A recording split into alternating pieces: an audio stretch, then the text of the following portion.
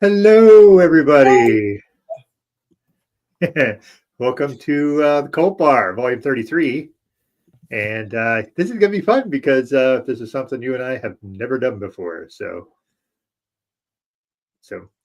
we are going to talk about an X-Files episode that involves cults. So you were the one that chose this episode. So The Field Where I It's one of Died, my season 4. absolute favorites. Yeah, it was one I had forgotten about because there's so many episodes. You know what I mean? So Yeah. I watched it twice because the first time I just kind of watched it through, and the second time was more like mental notes. So yeah, that's where what we're gonna do. We have any comments here before we start digging in? I guess we do still kind of need all of our standard content warnings because there is coercive control, spiritual control, there is child abuse, there's like what do you call it? Like the regressive hypnotism, which I think some people, Mhm. if you've ever had it done, I guess that could be a thing. Um There's also, we're going to have some news, which is pretty intense news. And perhaps the most egregious of all, I have a repeat cocktail. I apologize. Hey, then tell us what it is. Give us It's the the Mulder, lowdown. Box Mulder cocktail, which I tried to do better this time, and the floater still let me down and went to the bottom. Because I had a special bottle of wine and my house guest drank it. So Well, so yeah, I I decided to go. Normally, I do cocktails on here, but I decided I had this bottle of scotch and I hadn't opened it yet. And then I thought I would open it on this show for this particular reason because it's the Forg lore. ooh. So there's a ton of lore within the X Files. So that was part of the reason why I did. So Lafrog is one of my very favorite Scotch brands because it's very peaty and all that stuff. So cheers to you. Cheers. Whew, baby, is that peaty. Still good. The chartreuse is a challenge, I will say.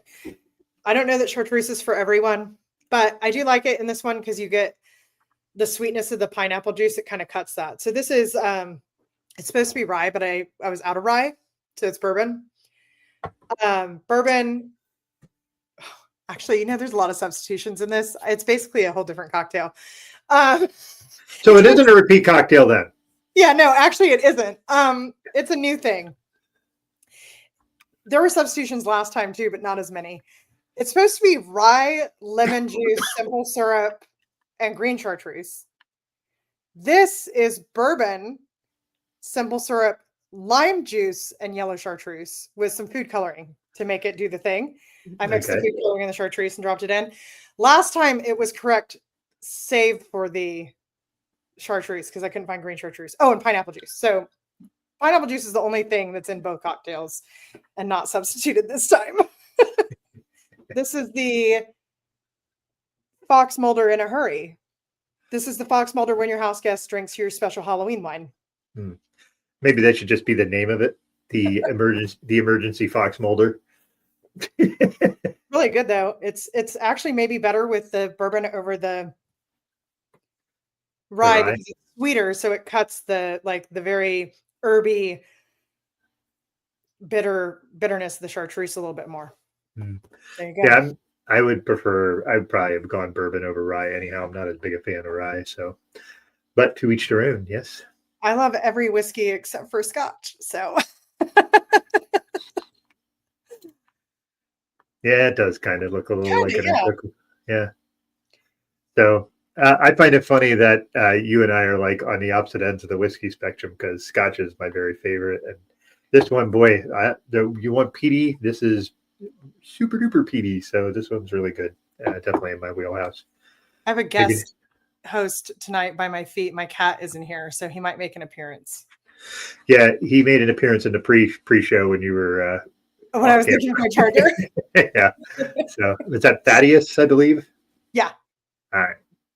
So okay. So before we jump into our thing for our little X-Files crossover kind of episode thing. Here, why don't we talk a little bit about some news?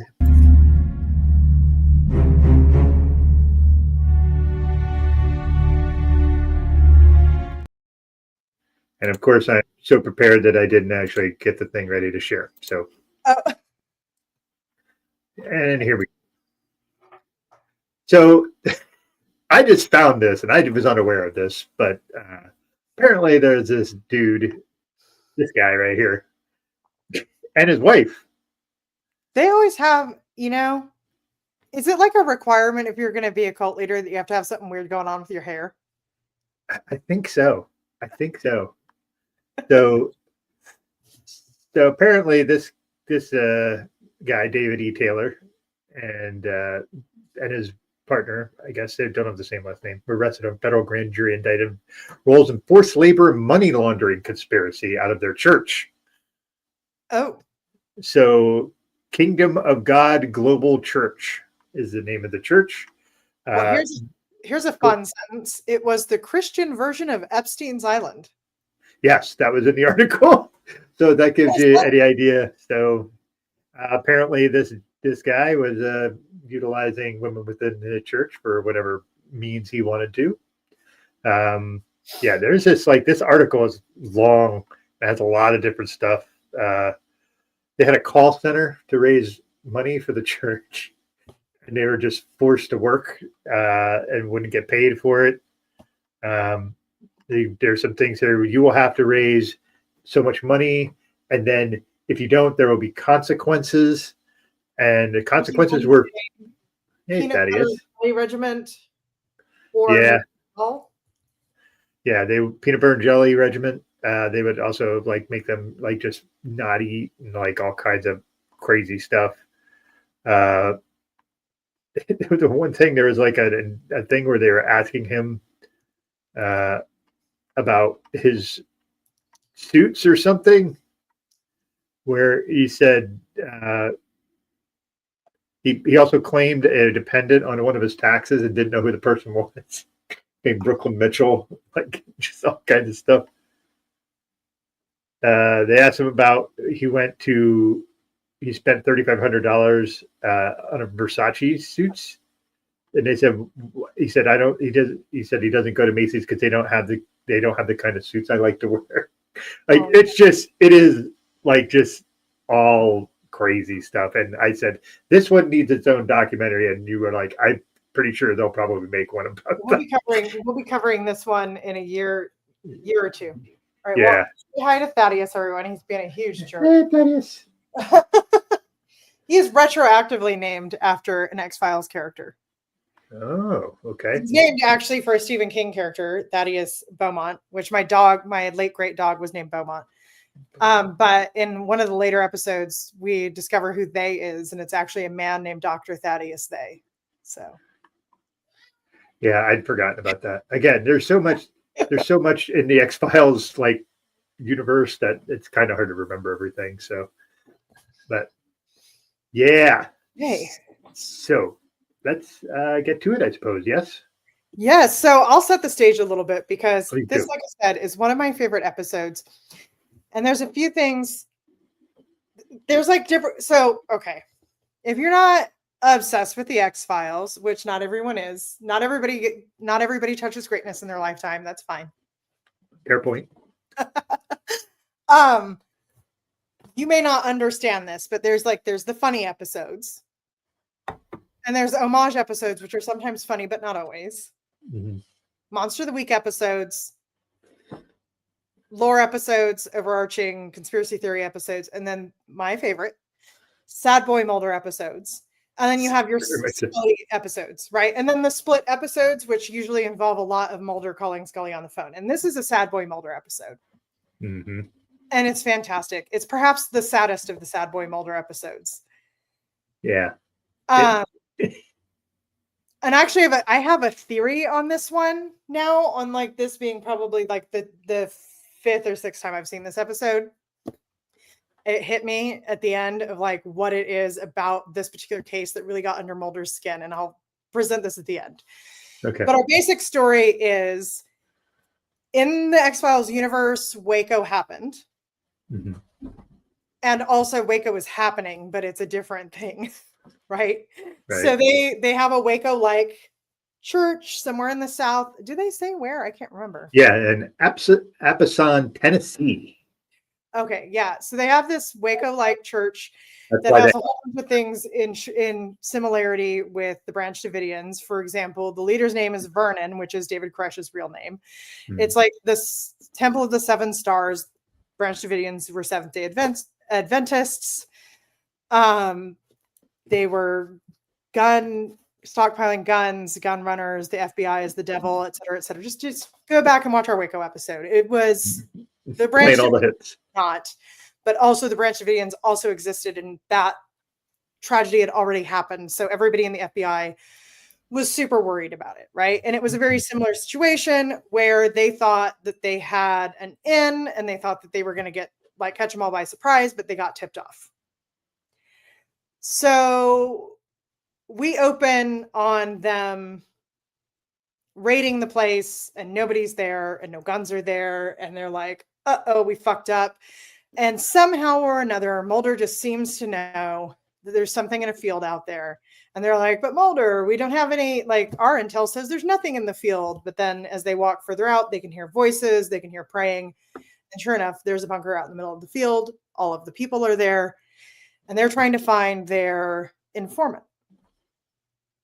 And this is where it gets interesting.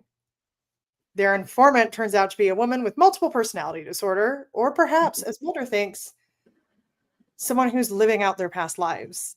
Mm-hmm. Yeah, I would also like to point out we don't start out with the raid. We start out with sad boy Mulder in a field reading a poem. Oh, right. He's narrating. He's narrating a poem. Yeah, he's narrating. He narrates this episode, which usually it's Scully narrating because she's the one taking the field notes because she's supposed to be keeping an eye on Mulder. Because again, premise of the whole series is that Scully's supposed to be babysitting Mulder because he's a thorn in the FBI side. And she just kind of goes along with everything that he's doing, even though she disagrees with all of it, which is another thing I love about this episode. The whole time she's like, we're wasting our time, Mulder. We don't have time for this. And then she just stays doing all this weird stuff with him. So that's the cult connection, right? Is it's basically Waco. There is child abuse. There is gun running.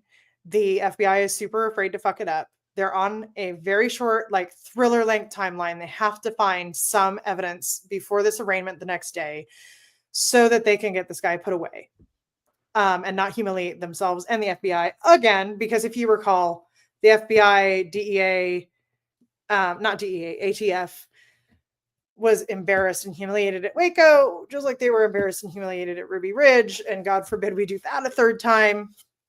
And that's where we're at, right? Yeah. So yeah. But the thrust of the episode is really more about Mulder coming to grips with this, maybe I believe in past lives. And it's interesting because usually in our spirituality episodes, this is where we get a flip, right? Where Mulder is the skeptic and Scully is the believer. But because it's past lives, it's actually paranormal, because in the X-Files universe, anything that is not Christian is paranormal. So Scully is the skeptic still, and Mulder is the believer. And I don't know, like, what were your thoughts? So you watched it twice in a row, which is more than I did. I watched it yesterday and today. I actually watched it I finished like 15 minutes before the show started. Oh, wow. Okay. So I was trying that way to be fresh in my brain. What do you feel like your big takeaway was? Well, Sad Boy Mulder is definitely funny in this episode. And it's just, it's the lip acting. Like the very pouty, I don't know. There's some really moving bits to this episode, like when he goes under the hypnosis and all that sort of stuff. It's interesting because they kind of, to me, they kind of combined Waco and Jonestown as because the way it ends. is more Jonestown than it is Waco, but using the guy's name being the same as David Koresh's. What did I say? It was Vernon. I was going to say Nelson, and I knew that was wrong for some reason. I already forgot his last name because it wasn't the last name was Ephesian. Is Ephesian because they were an Ephesian church, right? Yeah. So what's interesting to me too is just like our always being like it's cults, and we talk all about that stuff. Is how so many of them use like revelations as a means to glue their cult together, and this one's no different. And I just think it's interesting that they do that, and they use that. Like the rapture is not something that was actually really part of the Bible. That's just something some people made up in like the 1800s and decided to make that so they could, do their own little branch of Christianity, and then it kind of gained steam and popularity. And I just looking at it from the pure cult perspective, it's interesting that they use that again, but it's such a common theme amongst cults that makes sense that they would do it. And then Scully saying, "We think he's a like a sociopath." I'm like, yeah, he definitely is. like so, but it is also like the idea of multiple personality disorder is extremely rare. It really is, and him doing like the Sydney character doing the tapping of the thing, like they're holding a cigarette and all that. And I was just like, okay, that might be a little on the nose, but I think it's really interesting. So this is a thought that occurred to me while I was watching it. Is she says, and this is just how I think about it in the real world, because I think it's really interesting that we have these debates. Because I don't know, like you guys know, I think I've talked about it on the show before. Like I'm back in school, I'm a psychology student. There's all these debates about is dissociative identity disorder real, or is it better explained by other diagnoses, right? And because that's when we look at a diagnosis, that's the main thing. You can't diagnose somebody with something if what they're experiencing is better explained by another diagnosis. If it's because the medicine you're taking, then you don't get a new diagnosis. Or if it's like a symptom of something else, then you don't get a new diagnosis. But she says, well, a lot of psychiatrists don't even agree that it's real. And then he quotes the DSM-4, which was back then the most recent. Mm-hmm. And I'm like, man, how does that play out in court? Yeah. Because the idea that it's admissible in court was one of the things that Skinner says. Because like, no. But it's diagnosable, right? It's in the book. The insurance companies pay for it. The American Psychiatric Association says it's real and says this is how it's diagnosed. So how do you deal with the thing that like, we're like, well, maybe it's real, maybe it's not, but also like the handbook that we use to decide whether or not things are real says that it's real. That is a very interesting question. I don't have an answer, but no, me either. But yeah. I bet you that it would so there are cases where multiple personality disorder or dissociative identity disorder, which is what it's actually called, like play a role. But I don't think that actual question has been like answered with legal precedent. So I'm like, man, I wonder. Yeah. I didn't even bother to research any of that. I just I feel like that would not be admissible in court because it would be like an unreliable narrator if they genuinely had that, how do you know? Oh, yeah. Like her testimony wouldn't, because it would be like saying like the things a person says when they're manic count as being the same as somebody or whatever. Right. But like the idea that I don't know, because the thing is that if dissociative identity disorder is real, then those identities do have experiences. Well, how do you decide who the real person is? How do you decide who's in charge? It's very interesting. I thought it brought up some interesting legal questions, but of course they don't answer that in the X-Files. No. The X-Files pay grade. Yeah, they were like, I have an interesting conspiracy theory for you, Doug. Please lay on me. As you realize, we had another failed rapture recently. Yes. Or did we? Because I know people like you and I don't qualify. Yeah, for sure. That's a shame. So, and most people who call themselves Christian also don't really qualify for the rapture. I was also, so before you get to your conspiracy here, I have one point to make. Those people that were like, how funny it would be if the rapture actually happened and those people that are super shitty Christians were left behind. They'd be like, what the hell? Because I think that would be hilarious. Close. Here's my conspiracy theory. Every time somebody says that the rapture is going to happen on a certain day, it does. But so few people actually qualify for the rapture that it's like just like such a dispersed number of missing people across the world that nobody really notices an uptick in missing people. So everybody just goes about their life. I think that's really clever and funny. 40 or 50 really good Christian people who are actually like live with charity in their hearts and do the right thing and love Jesus, because that is, that's one of the qualifications. You actually have to be Christian. They actually are Christian and live a Christ-like life. And there's like maybe 50 of them in the whole. So they go, poop, they're gone. And, it makes the local news. And that's it, because there's just not that many of them. Yeah, that's super interesting. I really like that theory. You're like, Joe's gone. Oh, Joe's gone. He was a pretty good guy. Yeah, man, that sucks. Yeah, like everybody's really upset about it, but it's just like it's one guy in one town. Mm-hmm.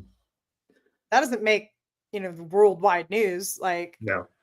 People aren't connecting the dots. Like, 50 missing people across the entire world went missing on one day. It's like, okay, that wouldn't be enough. Day. Yeah, that's not enough to break out the yarn and start connecting dots. No. So, but I like that. I like that theory a lot.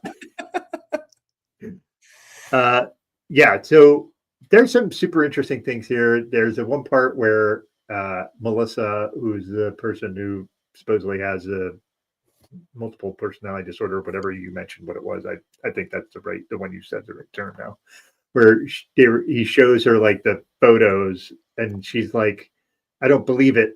And then she goes, I want to believe. And then Mulder's face is like, oh, oh, you're using my catchphrase. Wow, Doug. So yeah. My guest co-host is messing with my blinds right now. Sorry. I don't know if you heard that, but I can't hear it. But it's interesting too. The other thing that I thought was really cool about the part was where Mulder was under the hypnosis, was where he was saying he was a Jewish woman in that during the Holocaust. Yeah. And then like that Melissa was his husband. Yeah. And then there's another thing where Scully was his sergeant, and like all these past lives. And and the intersection that was pretty cool. Yeah. What's that? Samantha was his son. Yeah. And this is not something, so past lives is not like a thing I've done like a lot of reading on or anything. I'm not like super familiar with it, but I like a passing familiarity with it. And my understanding is that a lot of people who believe in past lives do believe that like the connections that you have appear throughout in different ways. Yeah. And in some ways that are maybe a little creepy, like maybe it's possible that your husband was your brother or like whatever. Like when you lay them out the way that we think of relationships, they're a little bit like, ooh, I don't want to think about that. So that was interesting to me, but that comes to what I was going to say about what I think is so fascinating about this particular Sad Boy Mulder episode, because you and I have talked about this, I think, but we haven't talked about it on the show. The funny thing about X-Files is if you watched it in the 90s, it was just a really fun show and it was really exciting and interesting. And then if you go back and rewatch it, you start to realize certain things that maybe you missed because like these things were never on TV before. Yeah. So you were caught up in like Fluke Man, who gets mentioned in this episode. Yeah. Shout out to Fluke Man. Yeah.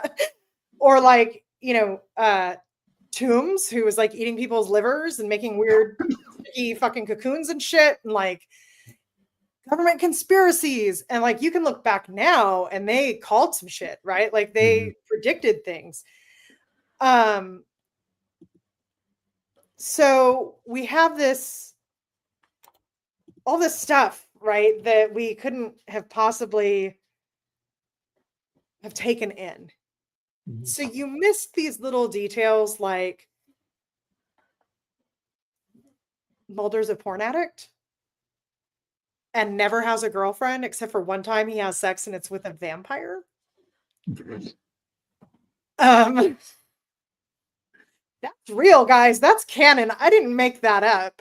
He's so upset. He falls asleep watching porn. He doesn't have a bed through the whole series until someone steals his identity and buys him a bed because they can't believe he doesn't have a bed.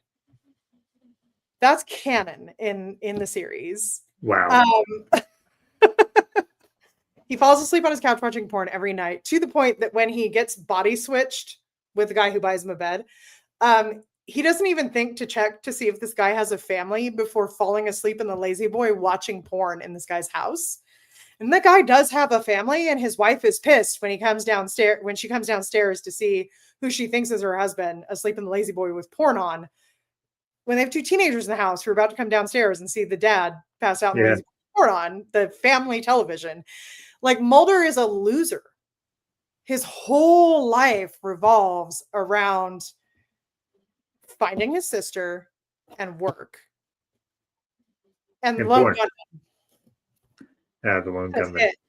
Yeah. So this idea, I think, like, when you hear these stories, and in these, like, the cigarette smoking man is there, Scully is there, his sister is there, like, all these people are there, and he still gets to have a life. He has a husband. So in this one, he's a woman, he has a husband, and he has relationships. I think that's what,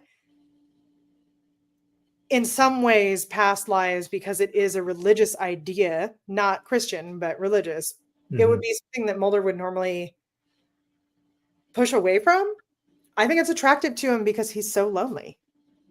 Yeah, that's a good point. Also, I didn't realize that was canon. So, and then when you mentioned about the body switching episode, I'm like, oh yeah, that's right, that did happen.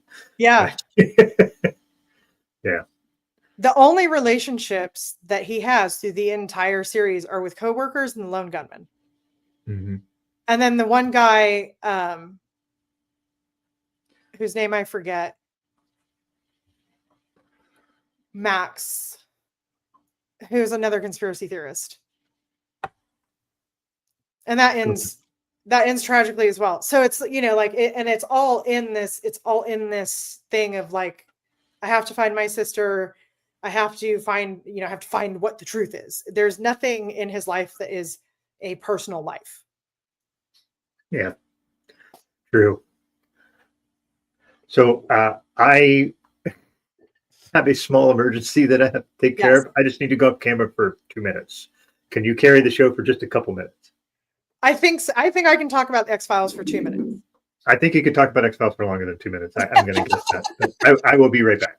Okay. So, gosh, putting me on the spot for 2 minutes to talk about the X-Files, though, I don't know. I will say this, I guess, focusing on my favorite thing being the Sad Boy Mulder episodes, is I think there's this thing that I love about Mulder, is that he's such the opposite of toxic masculinity. And there's actually some interviews he's done in more recent years where he's talked about having arguments with the writers where he literally begged them to let him win a fist fight in a single episode, just one fist fight, because he was always getting his ass kicked. Scully always had to come rescue him. He never got to be like the hero, even though he was the protagonist, right? And I think there's something interesting about that, is that Duchovny seemed to be okay with playing that role and being that guy. He just wanted one win rather than being like, I need all the wins, or I need the whole story to change for me. And I think that's really fun. Are we good? Yeah, we're good now. Sorry. X-Files episode going on in Doug's house. It was Attack of the Choraphages in Doug's house. Yes, it was. So I took care of it for now. Okay. So what I was talking about is the the non-toxic masculinity of Mulder as a character. Yeah. And that Duchovny's even done recent interviews, or relatively recent interviews, where he's talked about like he had like a couple times he would go to the writer's room and be like, can I just win one fist fight? Just one. I don't think he needs to be rescued by Scully in this episode, though. No, he doesn't really need to be rescued at all in this episode, but she's just kind of there while he's dealing with these big emotions. Yeah, and he just wanted her to believe him. Really, like the part where they're in the car and he's like, you were there, you saw it, you heard it, why can't you feel it? Like, yeah, he's trying to get her to empathize. And that was one of the more kind of, I'm gonna say, vulnerable moments with him in this episode, where that's another like gender switch, right? Because usually we have these stories where what you're seeing is a woman having a very profound experience, a very emotional experience, and begging people around her to believe her about what has really happened.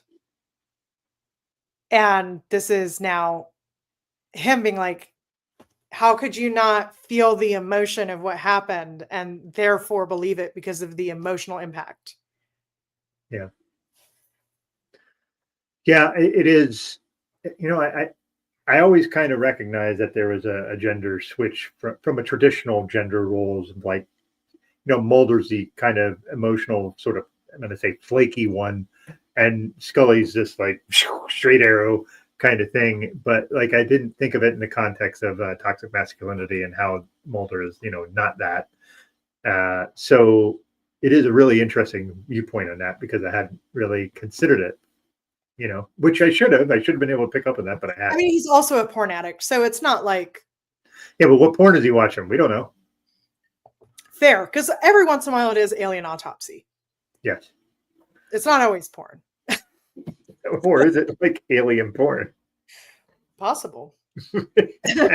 AI. Well, they didn't really have AI back then, but it's girls in like bubble helmets with little ray guns, mini skirts, like fembots. But yeah, I do. But I think also it would be interesting. Maybe someday down the line we'll get Chris Carter on the show and ask him about it. But or Vince Gilligan, that'd be great. That'd be great too. Yeah. But it would be interesting to know if they went into that with a very clear goal of like, we're going to have the male agent be emotionally driven and the one that's always being rescued, and the one that is more like, just believe me, can't you feel it? And we'll have the woman be really driven by logic and reason. Or if that just sort of happened, because there's times in the show where Scully does inhabit, in the show overall, not this episode, where she does really inhabit a very stereotypical feminine space. Like, she actually quit the show over that. So there's that, right? Yeah. So we have like, there's some interesting things, like maybe they just couldn't help themselves in the end. I don't know. Yeah, but I think this episode is interesting because it is so focused on his emotions. Mm-hmm. And I don't know, let's get deep. Where do you fall in past lives and reincarnation? I am not religious or spiritual. That is not a thing that I am. I have talked about that publicly multiple times.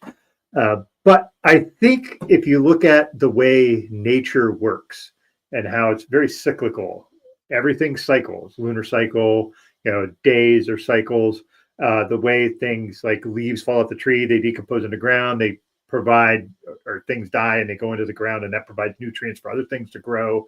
Everything's circle of life. That's literally kind of makes a lot of sense. It's a circle. So I could see how reincarnation could be something like that, if you believe in souls or energy or however you want to phrase it. You know, and it was interesting because I was talking to my wife about this years ago, about this sort of thing, and she just didn't want to believe that when we die, that's it, that there's energy, and energy doesn't disappear. Energy keeps going.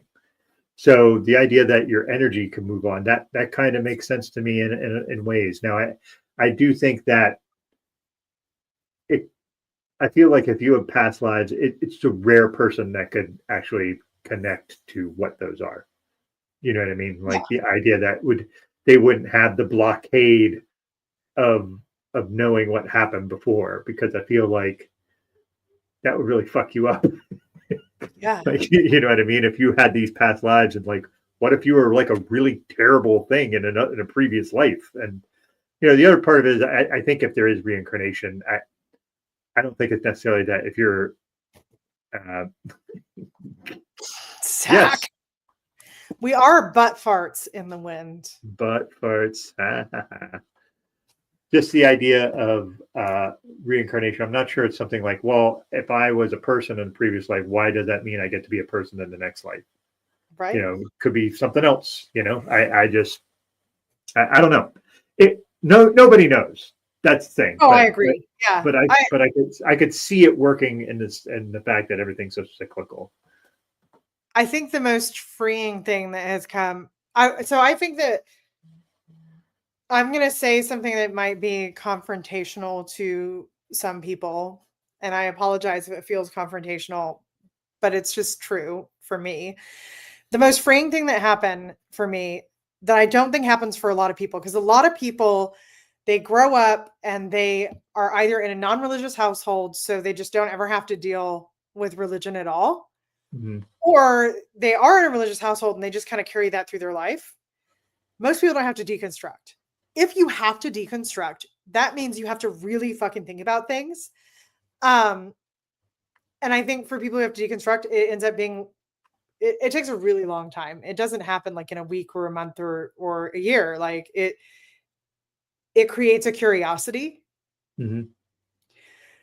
The best thing that happened for me was this like place that I came to, and it was very recent, where it was like, oh, like the problem with all of this is that people think that they have to have all of the answers. And you see it on both sides, right? Like, because if you go the pure science route, you hit a place where there ceases to be answers, because we just can't answer it. We cannot say, well, okay, the Big Bang Theory, but where did the stuff come from? We cannot answer that Right.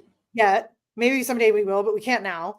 And if you go the religious route, you're like, well, God did everything. Where did God come from? Well, you can't fucking answer that. So, like, but the comfort you get from being able to give this answer and not think any further is very comfortable. And I think that's why people cling to certain ideas. And my freeing moment was like, I don't have to understand everything. Okay. It's nice to understand some things and even most things, but when you hit a point where you cannot answer all of the questions, like that's just okay. It's just fine. Like, yep. I have to step off camera. I have to step off camera again. There's another problem. Please give me a few minutes. Thank you. Great. I'll keep talking. So what I'm saying is, like, I think it's actually pretty cool to get really comfortable with the unknown, because that means that you get to use your imagination and you get to be curious, and you get to be comfortable in a lot of situations where a lot of people aren't comfortable. So coming back to that is, I could be right or wrong about what I'm about to say about past lives, but I don't care. So I'll say this, like, as Zach is saying, as people with thoughts, I feel like it's hard for us to conceptualize what happens when we are past. Yeah, it is hard. And I think it's kind of scary. And that's why we like to have explanations, right? So I've done a lot of thinking about this in a lot of different states. Take that as you will.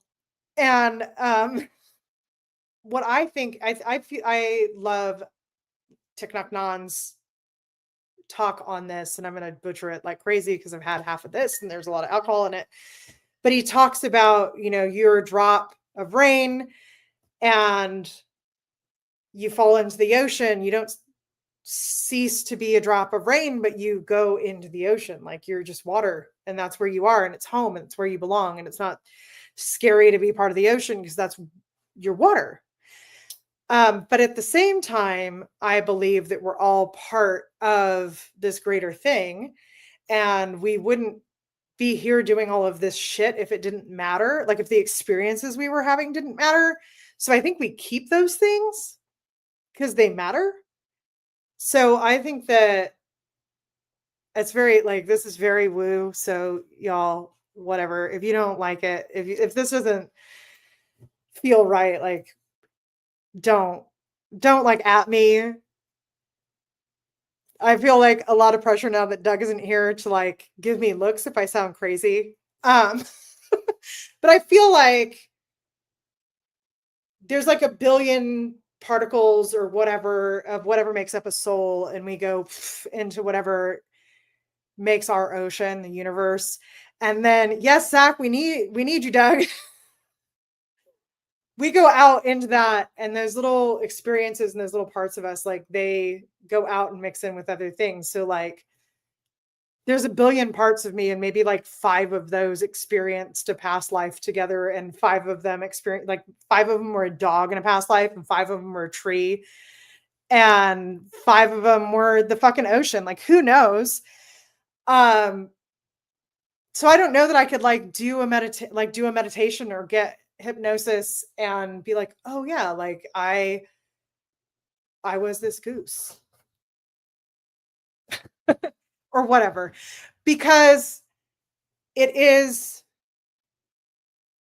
like particles. It's like on an atomic level. That's how I think of it. I love that you guys are encouraging me. You all are so sweet. We do have the best little like group of people commenting and keeping us going and making jokes. But that's my theory on past lives, but I'm open to being completely wrong. Part of me wants to go do a past life regression just to see what happens. I actually got to listen to somebody's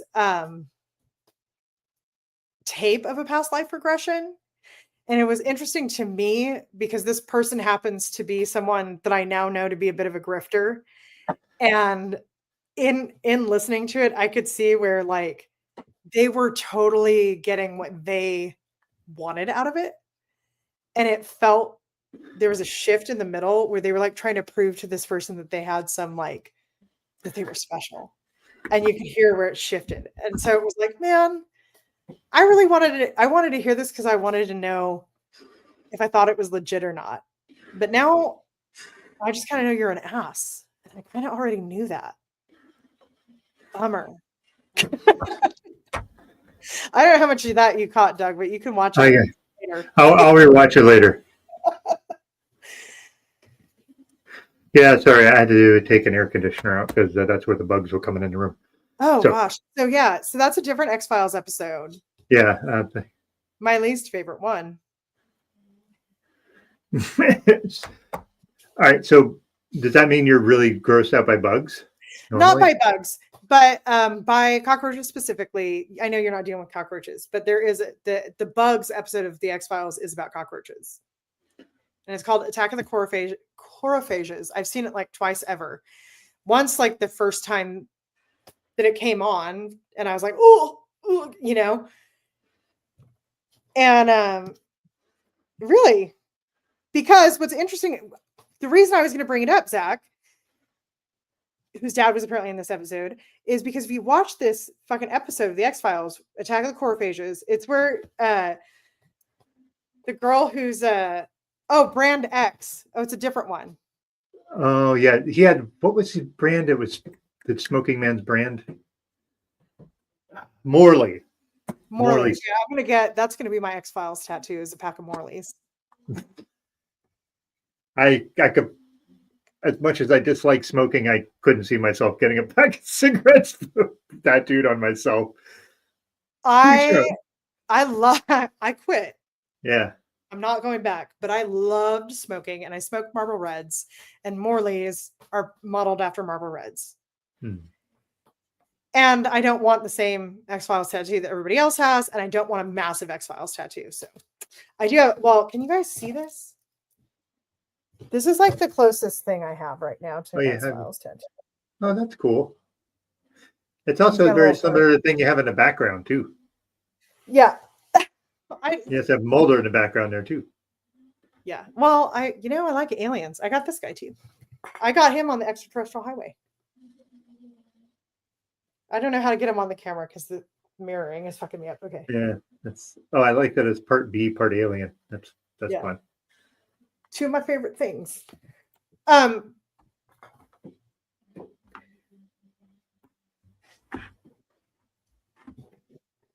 Well, they don't allow you. They don't. They don't allow you to actually. They don't allow you to smoke. They don't allow you to smoke cigarettes now. You have to smoke those kind of things, like things with different herbal cigarettes. Yeah. Herbal cigarettes. So yeah. But also, I know for this, Daniel just came up with the best idea for a podcast ever. Stoned gunman. But what I want to say about Attack of the Corophages, which is a different Cockroach X-Files episode than the one Zach was talking about, is there's a scene where Scully is walking into a building and a car crash happens outside, and she kind of looks back and then keeps walking in. That car crash really happened. That was not part of the episode, but it was like the best take they had, and they're like, "Fuck it, it didn't really mess up the scene." So do it live. Yeah. My favorite fun fact, and the funny thing is, I kept seeing this like little clip, like that really happened. I'm like, how do I not remember this scene? And it was because it was in the cockroach episode. So that's why I watched it the second time, because I was like, oh, of course it's in the episode I never watched, because I have a phobia of cockroaches. They're definitely gross. They carry lots of diseases. So yeah, I could see why you would have a phobia of them. It's bad. It's bad. Yeah. Like I'll have nightmares and shit. Like it's a genuine phobia. It's not like, oh, I need somebody to kill them for me. It's like, I cannot. I'll probably, like, this conversation is going to affect my sleep tonight. Well, let's not discuss anymore then. So yeah. Yeah, Zach. And you know, like, Gillian Anderson is just the best at everything. She's the best at being beautiful. She's the best at acting. Mm-hmm. She's just the best. She's a good human on top of it, outside of all that. So yeah. So I have a question then. This is side question. Have you ever watched Fringe, which was kind of styled after X-Files?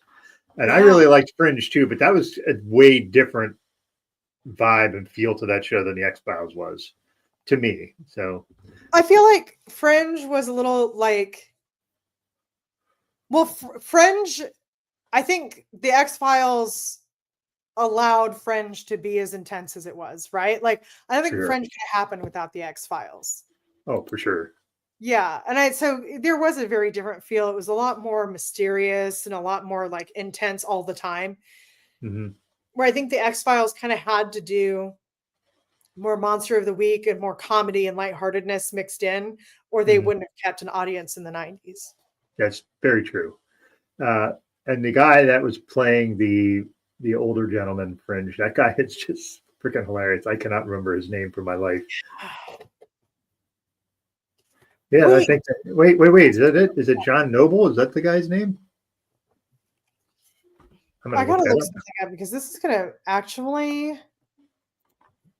trip me out. I think I know something, but I'm not sure if that was John Noble. That was his name. John Noble.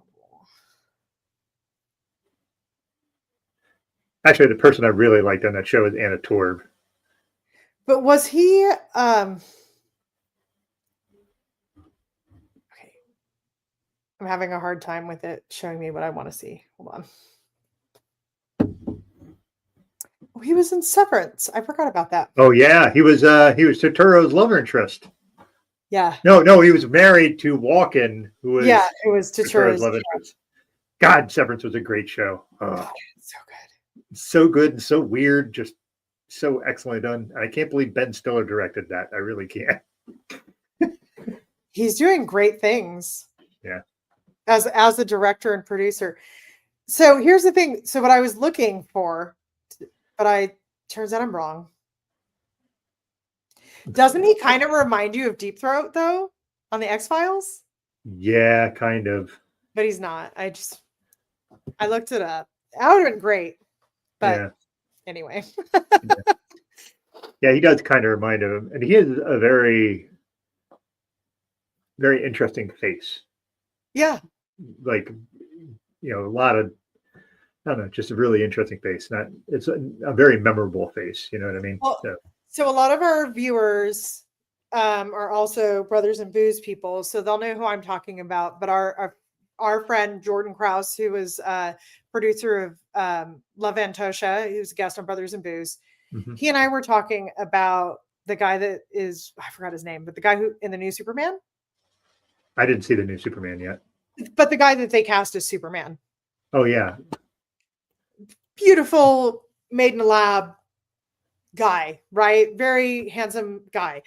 And it's interesting to me when you see actors like that, because it's like I said, it's like made in a lab. All of the features that you need to be a handsome leading man. And then those guys never end up being leading men because they're not interesting enough to look at. Right. They just like the world just, yes, David Cornsweet. Cornsweat, sorry. Yeah, Cornsweat. What a name. Cornsweat. Wow. Yeah. There are a lot of weird names out there right now.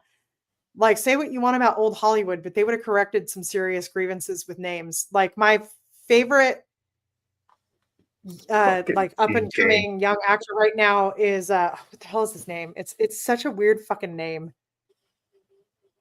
I forget it every time because it's so weird. He was in Santa Clarita Diet. He played Timothy Olyphant. Jimmy. He played Jimmy Olsen in the new Superman also, and he has the weirdest fucking name. And it's like, dude, stop it. He's also in the Righteous Gemstones. Come on, what the fuck is his name? Superman. I'm just saying, like, this is killing me. Apparently, Jimmy Olsen isn't in the top cast. I have to step off camera one more time. Oh, boy. More bugs. So hold on. He's genuinely living an X-Files episode. And I think he needs Mulder and Scully. Well, Scully, because as we've established, Mulder isn't very useful.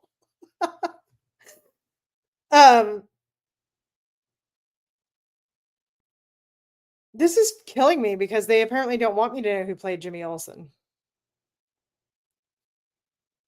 Oh, Skylar Gisondo played Jimmy Olsen.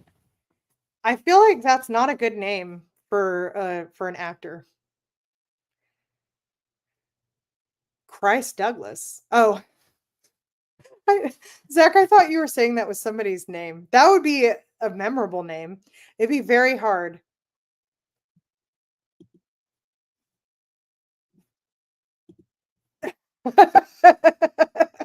Look, I feel like, Zach, if anything, just because I wear the glasses on this show, it doesn't mean I'm still the Wayne. Come on.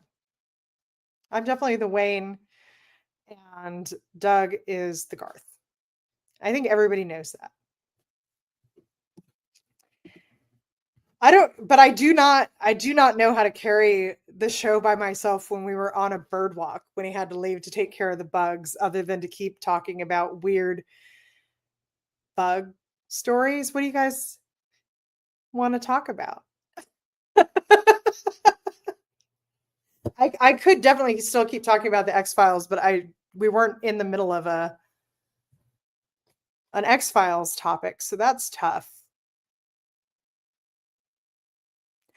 I will say I listened to David Duchovny's podcast Feel Better, and he had Gillian Anderson on, and she has this new drink company that's like adaptogens or whatever, and she told him that it had butterfly pee in it, PEA, but he thought it had butterfly urine in it, which I don't even know if they urinate in a way that you could collect, but she just didn't correct him and allowed him to believe that he was drinking the urine of a butterfly the whole show, and let him keep talking about it and laughing about it.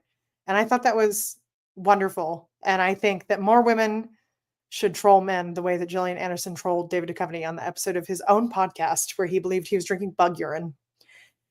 Zach, I don't fucking play video games. I play games on my phone that would make people who play video games make fun of me.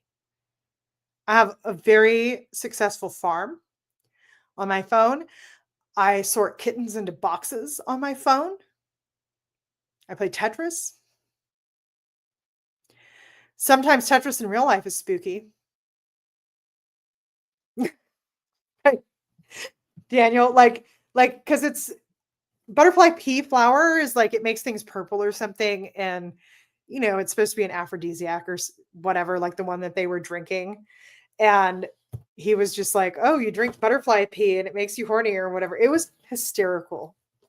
And one of my favorite things about Gillian Anderson is that she's just astoundingly sexy and she's so flirtatious and like her public persona, and she knows exactly what she's doing. Mm-hmm. So she was just letting it go, like letting David Duchovny believe with all his precious little heart that he was drinking butterfly urine. What did I miss there? Butterfly urine? What did I walk into?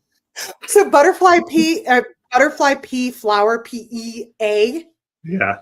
Is a thing, and it's an ingredient in one of the drinks that Gillian Anderson's company makes. And when she was on David Duchovny's podcast, she gave him one, and he misunderstood it as urine, butterfly urine, which I don't even know how you could get it. That'd be a really small cup. You're right. I was sharing with the folks at home about it and how hysterical it was. I had to fill the time because you left it at an awkward moment where I was like, I don't know what to talk about.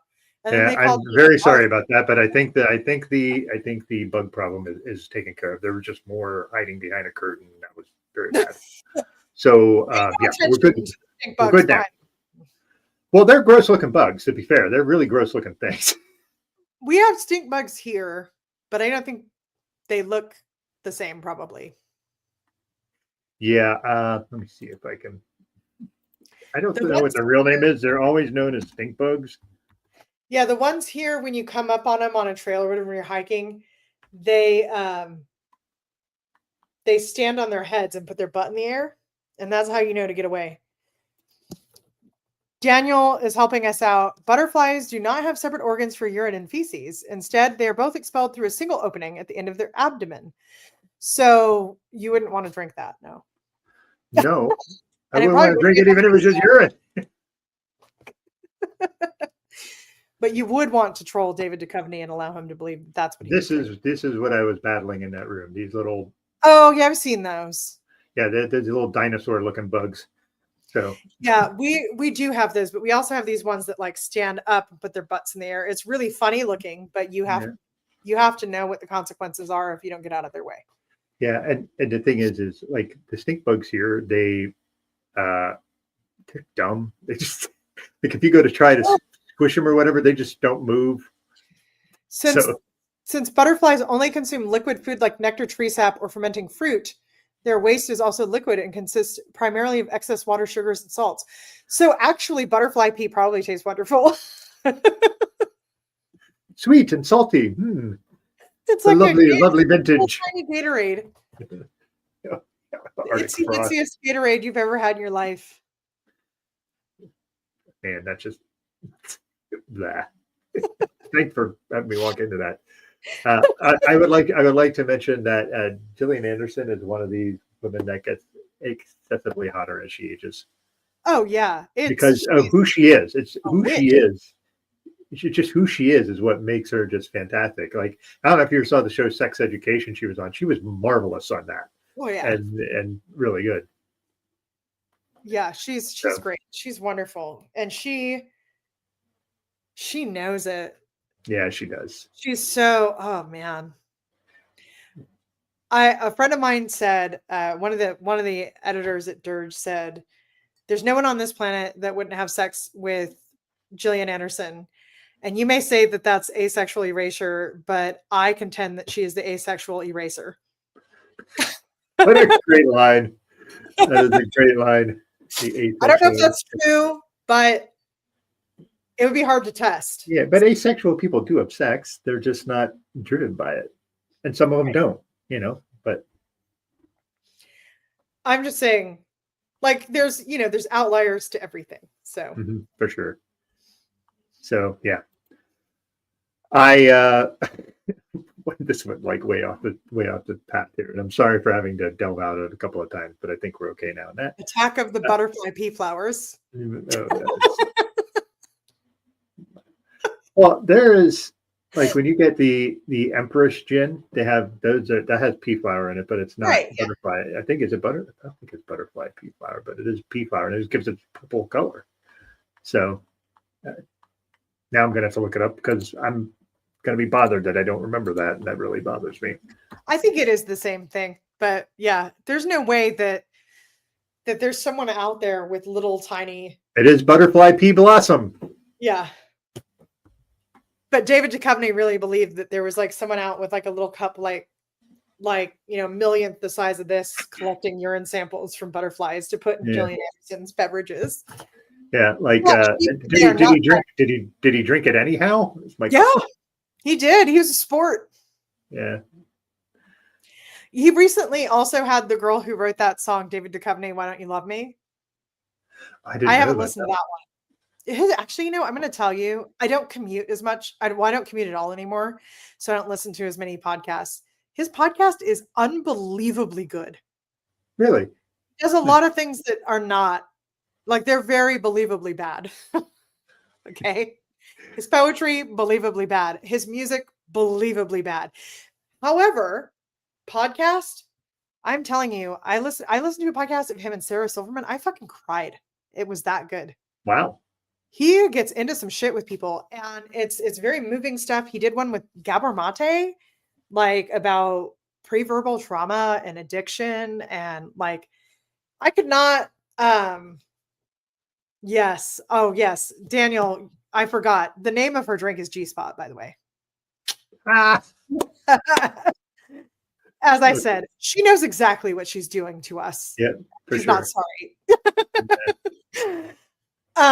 But yeah, so anyway, if you're a podcast person, which I assume you I am a little bit if you're watching this, feel better, David Duchovny. It's a great podcast. And then he's not a bad novelist. The rest of it, though, you're on your own. You're on your own. But podcast and his well, at least the one that I read, truly like lightning. Pretty good. Interesting. So, but not so much on the poetry. Just steer clear of that, I guess. Then, huh? No, you can't. You don't have to be good at everything. Yeah, I mean, he's a pretty famous dude, and he's good at plenty of things. He's good at lots of things. Plenty, like so many people would kill to be good at. Yeah. So there is a. Go ahead. Sorry. No, keep talking. Well, I was going to say there's this one thing where. I forget who it was. They were talking about how they were talking to, I think it was Chris Hemsworth, the guy who plays Thor. Yay! I forgot to bring out the special friends. I like their FBI badges. They're freaking enormous. Very realistic. Yeah, it's still cute though. Very normal sized. Yeah. But I was watching this interview, and this one of the ladies, I forget who it was in one of the Thor movies with him, and was like she was new to it, and she hadn't met him before, and she meets him, and he's just like, he looks like he does, and then he's like this extraordinarily nice guy who, like, apparently he can sing, and he's got all these gifts. What does that mean? What does that mean? He looks like he does. No, I didn't mean it that. I mean, he looks. I mean, he's a really good looking man. Oh, okay. He looks like he does, like, so he looks mean or something. No, but apparently he can like sing, and he's super generous and nice. And then somebody was like, "Oh, fuck off! Will you do something?" It's like, you can't be good at everything, like one of those kind of deals. Well, he's not good at writing songs, so there's that. That's fair. I'm going to tell you what's funny is like. Because, you get morbid curiosity. I saw something that was like buy merch for his band or whatever. And I was like, I got to see what the merch is. And on the merch thing was like the VIP meet and greet. And it was like over $1,000. It was really expensive. And then I looked, and the tickets to see the performance were like $100, but they were buy one, get one free. And I was like, he knows exactly why people are showing up. Sure. Like he's not lying to himself about why people are there. Yeah. You gotta respect that. Yeah. He's like, I just want to play for a crowd. And if I gotta get him there because I'm famous for being Fox Mulder and Californication, then who fucking cares? Yeah. Like the people that go see the Keanu Reeves band, they're not going there to see the band. They're going to see Keanu Reeves play guitar. Yeah. Yeah. Keanu Reeves is probably better at guitar than David Duchovny is at being a rock star. Okay. I've never seen or Leto's band. No, but you know what? But I know people who are genuinely huge fans of Jared Leto's band. Yeah, 30 Seconds to Mars. And honestly, his voice is not bad. It's not great. What's that? It's just everything else about him. Yeah, the rest of him is terrible. But yeah, he's just not a great human being. But yeah, the idea that like he was actively trying to make a cult for himself, like for a while there, and I think he might still be doing that. He did a couple times, yeah. Like they did these like island getaways where they were all in white robes and shit. It was really fucking weird. The thing about Leto I have a couple friends, you know them. I'm not going to mention names just in case, but I know people who do music journalism. Mm-hmm. And it's kind of a known quantity that he has ways of getting things pulled that are unflattering but true. Mm. You can take unflattering to mean whatever makes the most sense to you. Yep. Well, I have ideas, but I will keep them to myself. Yeah. So, all right. It's a rumor. It's a, it's a thing that gets around. I don't know how true it is. Yeah. Yeah. Well, what they always say, never meet your heroes. He's not a hero of mine, but for some people he is. You know what's so funny too is we were watching my kid and I were watching Scream the other day, and it's like back in the day it was like Skeet Ulrich and Jared Leto were kind of like, yeah, oh man, we picked the wrong one. I think we did. Yes, we picked the wrong one. I think because Leto was yeah. Go ahead. I heard Leto is a little bit more conventionally attractive. That's probably why they basically look the same to me. Yeah, I don't know. Maybe I'm wrong there. I don't know. We were right to keep Matthew Lillard though. He's so good. He's a sweetheart of a guy too. If I ever find out anything bad about him, I'll be really sad. Yeah, I try really hard not to put anybody on a pedestal. I try really hard to remember that like wealth and power fuck people up every time. But God, he's so fucking charming. Yeah. So and again, another out there making whiskey and being nice to people. Yeah. Yeah, there's a few. I think you and I have had a few conversations like, man, if that person ever has something come out bad about them, that's going to wreck me because I have such a high opinion of them. But like, Lillard's just a really nice dude and pretty funny and willing to just be himself. He's he's in one of my favorite horror movies, and it's not Scream. It's 13 Ghosts. I was just telling my husband, the remake of 13 Ghosts, it's so fucking good. Mm-hmm. And remakes are hardly ever good. It's so good. And the ghosts in that movie are fucking great. Like whoever did the design of them, kudos to you because the ghosts were great in that movie. We're gonna have to do like a bonus episode just about Matthew Lillard, I guess, because what I thought was so cool is like he kind of dipped at like a good point in his popularity. Just did Shaggy. Like he did the voice of Shaggy and all of the animated shit. Yeah. For a really long time. Popped back out for David Lynch. And that's then just pop out for it. Yeah. I mean, I would. Yeah. And then just like did a bunch of really fucking amazing TV roles. And and everyone was like, dude, I love this. And he's like, oh yeah, I got a web TV show about how much I like Dungeons and Dragons. And I'm not a Dungeons and Dragons person. But I love that he is. And he's like, yeah, this is just a thing I do now. Yeah. it's cool when you see, like, I do Dungeons and Dragons with some friends, and I just started playing it last year, and I do nothing. And the thing is, if I would have gotten into that when I was a kid, I would probably really have been into it because it's storytelling. It's Yeah. at the heart of it. That's just what it is, and you're just playing roles in the storytelling. But of course, when I was a kid, that was all where all the nerds hung out. We're teenagers. You're trying very hard not to be the nerds unless you Right. just embraced it, which you did. Kudos to you because I was like a lot of kids. I was too trying to be thoughtful about how I wanted to look cool and all that shit. Yeah, I just like seeing people like Henry Cavill's like into Warhammer 40K, and like that's like a really nerdy thing, and he loves all that shit. And I don't know. I think it's cool when they're just embracing, hey, this is the shit I like, and if you don't like it, take a hike. Well, have you seen that? It's like a reel or whatever, where it's like, why is all this heavy metal music about like wizards and like castles and swords and dragons and shit? And it's like, the guy's like, because all the guys who could get girls didn't have time to sit in their rooms and get really good at playing guitar. The guys who sat alone in their rooms playing guitar were nerds. Yeah, it is kind of true, right? Like, and yeah. So, sorry, I was reading the Daniel comment about the D&D stuff, but no, we weren't that mobile. Yeah, and that's the thing is like I grew up in super rural Pennsylvania, so like there was nobody that was playing Dungeons and Dragons except for a handful of kids, and they were nowhere near me. Like so, like I wasn't going to be able to get into it anyhow. But yeah, I think that I wish I would have actually done that when I was a kid and really, just delved into it.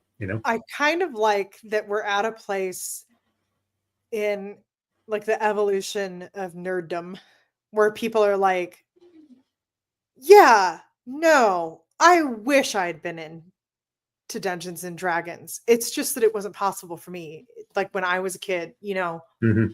like rather than like, oh no, like that was really nerdy, and I wasn't into nerdy shit when I was a kid. I was busy getting laid, like like. Well, I definitely wasn't doing that in my teens either, as much as I wanted to. I just think it's funny because normally, like if it was like, oh yeah, I didn't play Dungeons and Dragons, that would have been Yeah. like very like nobody would have thought twice about it. But then it's like, oh well, I just couldn't. I really wish I could, The thing was that the thing I was nerdy about was basketball. I was obsessive about basketball. I was just nerding out about a sport. I would every day be shooting basketball for multiple hours of a day, just trying to get better. But that was my nerdiness in high school. It wasn't like you know what I mean? Like it's funny. I feel that because I think like that was me with music. Like music sounds like a cool thing to be into. Oh, you like go to live shows every weekend, but it's like, yeah, but like during the week, I was like knowing everything about the bands. Like, so, yeah, that's the you thing can is find like, a way to be heard about anything. yeah, and it's like I was trying to sort out like I was having a conversation with my wife about nerddom, and I said, well, what do you think I'm nerdy about? And she was like, well, a lot about it, a lot of different things. Like feel like I'm pretty nerdy about Halo, the video game. I like a lot of the lore. That's something that I'm pretty nerdy about. Although I would say that I don't know very much anything about it, as some people who are really into it do. But there's a handful of things that I really like learning about, and I think everybody has those things to some degree, to varying degrees. It depends on your life and what you have going on. If you have little kids, your nerddom is your kids. That's all. I don't think so. I think there's a lot of people, and I know some of these people, and they're not my friends because I don't like it. There's a lot of people who take a lot of pride in not really giving a shit about anything and being really passive about everything. I used to have this friend, who like took a great amount of pride in being very passive about music. And I don't really give a shit if you're passive about music. Nobody has to like music as much as I do. In fact, I recommend you don't. And like what's funny is like I'm not as into music, like the people that I consider music nerds are like at a level that's unimaginable to people who think I'm a music nerd, right? Like, Yeah. but it wasn't just that they were passive about music. Like, music would be on and that was fine with them, but they didn't really care who was singing and they didn't really get into it. They didn't like buy albums, just the radio was on. Fine. That's a totally normal and acceptable way to interact with music. It was that if someone were talking about music with someone else who did care about music, they had to interject into the conversation about how they didn't really get into music. Yeah, that's passive aggressive kind of shit. Or on Facebook, or like someone else would be talking and they'd be like, hey, tell them about how I don't care. And it's just like, oh, buddy, no one cares that you don't care. That doesn't make you special. Yeah. And I know people who are like that about anything you can imagine. And some people who are like that about everything. And it's just like, it's so boring. Mm-hmm. And that's like the message I always try to send to my teenager, which is like, the people who are too cool for everything are not having fun. Yeah. The people who really like the things that they like and let themselves like them as much as they want to are having the most fun. I don't know enough to know, Daniel. Maybe. Yeah, I don't know. I'm a Leo, so I'm just like, whatever I'm doing is the coolest thing to be doing. I wonder if he's meaning like Tron Aries, because he's saying he was going to see Tron Aries earlier. So maybe, I don't know what that means. I don't know. Yeah. Yeah, they do just suck. They're just trying to take the air out of it. Oh, wait, I'm an Aries. But this thing about trying to take smashes other people's enjoyment, that I hate also. Mm-hmm. Extra. But I'm talking about people who think it's special that they don't like things. Do you think they view it as like being anti-establishment kind of deal? Dislike them. Like, disliking something is one thing, right? To be like, oh, I hate, like if I'm like, oh, this is my favorite band, and you're like, oh, I hate that band. I'm like, cool, go fuck yourself. I don't care. It's not the conversation we're having. But to be like, this is my favorite band and you should try them and blah, blah, blah. And then to be like, oh, like I'm really not into music. Doesn't that make me special? It's like, oh, no, it just means this conversation's over. Yeah. It means that we need to change the subject or we're done here. Yeah. And that would make that person mad because you didn't make them feel special for not being really into music. So. Right. It's like, I don't fucking care. Anyway. Yeah. So we are somewhere really far away from the X-Files right now. Yeah. Sorry, that's a little nerddom there for me because ODST is my favorite Halo game, so that's good. What the hell? No. Zach, what the hell is this? I've never heard of that in my life. I'm afraid now. Please write in the comments what that is so we can know what it is. Yes. And Daniel, yes, you were correct. They're just not good conversationalists. But I think the reason that they're not good conversationalists is because they want every conversation to center on them, right? So it's like, it's not enough like to just be like, oh, this one isn't for me, so right. I'll wait. It's like, oh, I need to find a way to make it about me, even though I have nothing to add. I just looked up Date Everything, and I hate it. Oh. I hate it. What is it? Oh, my God. Wait till I show you the code. Bated breath over here. Okay. Yeah, oh, my God. What in the fudge? Sorry, but you only corrected one word, so I have to put the whole comment with the typo in it up, Zach. There is this game, and I don't know the whole backstory of it, but you literally move your house and bring items to life and talk to them, and it's sexual. The safe, like where you put money, safe makes you choose a safe. Well, I love a good pun. I do not like that. All right, Doug. What item in your house would I fuck? Would you most like to fuck? What item in your house would you like to go full JD Vance on? Oh, vacuum cleaner.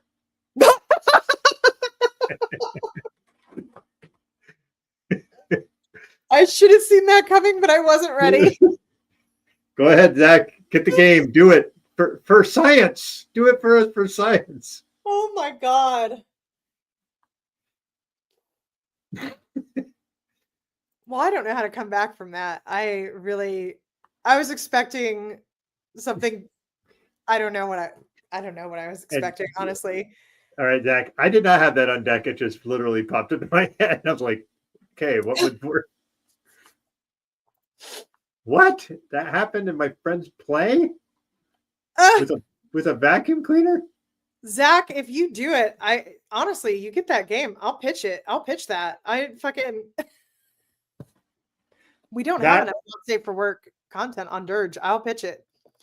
That just is bonkers that you have to go around the house.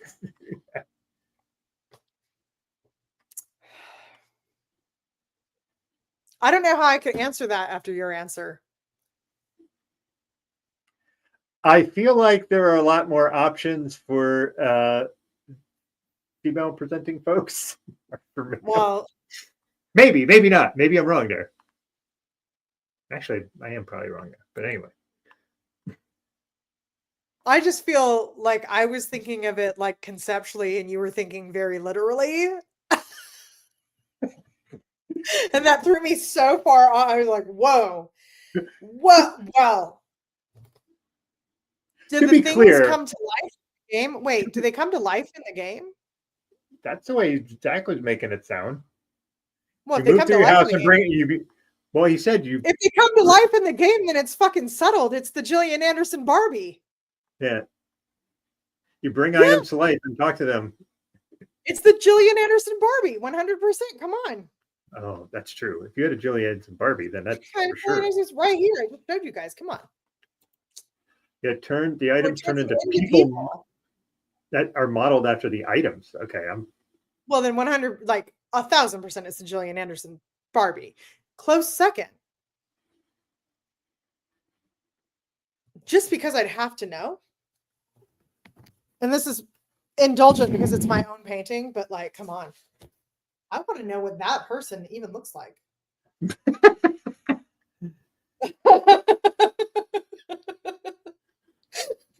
That's very abstract. Yeah, and there's a lot of vaginas in that one, and a lot of eyes. Sure. So it's like an angel. I don't know. Be not afraid is the first thing it would say. Yeah, I'm not going to look up the safe, Zach. I'm not going there. I already said so. Jeez. Okay, guys. All right. Crow. Oh, I don't have a crow painting, but I have a crow photograph. I have a few, actually. Yeah. Hit me up. We'll talk. Yep. I want to make it clear that with the vacuum cleaner, I was not talking about the thing that goes over the rug. I was talking about the attachment you pull. Oh, I felt like that was clear. I didn't want to put no part of the business end of the down that goes vacuums the actual rug part. No thanks. I think everybody knew. I feel like that was implied. Yeah. Sure does. I feel like that was implied. I'm so glad I remembered. All the times I forget to post this directly to my Facebook profile, I'm sure glad I remembered this time. Yeah. Woo! Okay. How do we wrap this up? Well, let's just wrap up the episode because we never did talk how it really ends. Oh yeah. So basically they raid. They can't decide that they can't really raid the compound again because everybody's released because of the embarrassment of the FBI. And then they have a parabolic mic pointing at the compound. Right. The parabolic mic in the 90s was not doing that clear of what they recorded, where the guy was basically saying something about, our brethren and all this jazz. And then I'm pretty sure parabolic mic now can't do that. Yeah. You need a bug like in the in the room. Oh my God. I got more bugs. Let's wrap this up so I can. Yeah. Okay. So they invade. They go back in because of all this. Okay. Hold on. So basically, they hear some very concerning things, sermons. Right. And they decide to raid. And they come, and there's been a Kool-Aid drinking incident. Everybody's dead. I'll say this. I think that they let both the Branch Davidians and Jonestown off way too fucking easy. In their version of events, everybody took the shit voluntarily. It was without a doubt a mass suicide. And as we know, in Waco, lots of people were misled. The children were fucking murdered. Absolutely no doubt about it. Murdered. And as we know, in Jonestown, people were held at gunpoint. People were injected with poison. Like, it was fucking mass murder. And in this case, it was like, oh yeah, I'll just drink a poison. Boop. Very Heaven's Gatey, I think, more like. But they kept saying, this is going to be like Waco. This is going to be like Jonestown. So they were like drawing that comparison over and over again. So I feel like it was a little irresponsible of the writers to do that, because it pushed this very victim blaming narrative that Jonestown and Waco were about suicide when they weren't. I think the Branch Davidians, some of them were suicidal for sure, but not at the level that it was presented in the media, and not the way that this episode kind of implied. Mm-hmm. And then we're supposed to feel, I guess, like, it's kind of weird because there's like this bittersweetness that because Mulder's trying to convince her that her life isn't pointless. Melissa thinks that her life is pointless. If she has past lives, then like, why would she choose this life? Blah, blah, blah. And he shows her the pictures. She tears the one of the girl in half. And then he's trying to convince her that if you choose the life that you lead, then that means every life has a purpose, which I don't think they made a good argument for, but whatever.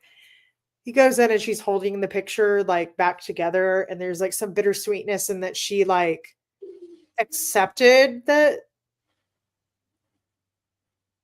there was a connection, but then she still killed herself. I found that a little confusing. Yeah. And then he goes and stands in the field and is sad, boy Mulder, about it. But like I say, you get the sense that there's something in this life that he's missing. And that the concept that there are other lives both like gives him hope, but makes him recognize what he's missing in this life. That's what I felt. Yeah. I think that seems right to me. That sounds right. Yeah. I think that makes sense. So yeah, this is fun doing the X-Files. And then whatever the fuck we did there at the end. Yeah, so we meandered and that was okay. That was a fun little bonus episode. And then next month, we're going to do something that we've never done before again. Yeah. We're going to talk about Scientology, and we're gonna get sued. No, I think it's maybe. So yeah, we'll be talking about Going Clear, which is one of the, I think probably the most viewed documentary about Scientology that we have out there. So yeah, we're going to be talking about that next month. That is on November 5th. So please do join us for that. And yeah. And if you are in Southern California, the 29 Palms Festival of Books is coming up.